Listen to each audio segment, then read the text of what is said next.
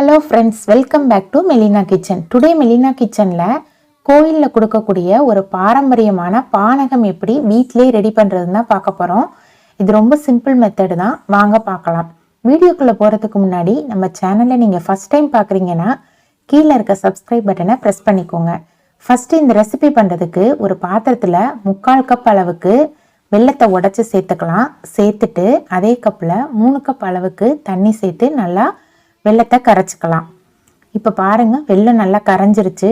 இது அப்படியே நம்ம வேறொரு பவுலுக்கு ஃபில்டர் பண்ணி எடுத்துக்கலாம்.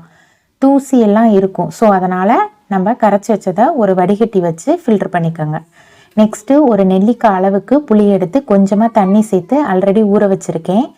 அதை நல்லா கரைச்சிட்டு தண்ணியை மட்டும் இதோட சேர்த்துக்கலாம். அது கூடவே ஒரு லெமனோட ஜூஸும் சேர்த்துட்டு கொஞ்சமாக ஏலக்காய் தூள், 1 டீஸ்பூன் சுக்கு பவுடர் எல்லாம் சேர்த்துட்டு ஒரு ஸ்பூன் வச்சு மிக்ஸ் பண்ணி விட்டுக்கலாம். நெக்ஸ்ட்டு ஒரு பிஞ்ச் அளவுக்கு பச்சை கற்பூரம் சேர்த்துட்டு மிக்ஸ் பண்ணி விட்டுக்கலாம். உங்ககிட்ட இருந்தால் சேர்த்துக்கோங்க, இல்லைன்னா ஸ்கிப் பண்ணிக்கோங்க. லாஸ்ட்டாக 1 ஸ்பூன் அளவுக்கு தேன் சேர்த்து மிக்ஸ் பண்ணால் நம்மளோட கோயிலில் கொடுக்குற பானகம் ஈஸியாக ரெடி ஆயிடுச்சு. நீங்களும் இதே மெத்தடில் ட்ரை பண்ணி பார்த்துட்டு உங்களோட கமெண்ட்ஸை ஷேர் பண்ணுங்கள். மேலும் இது போல் வெரைட்டியான ரெசிபிக்கு மெலினா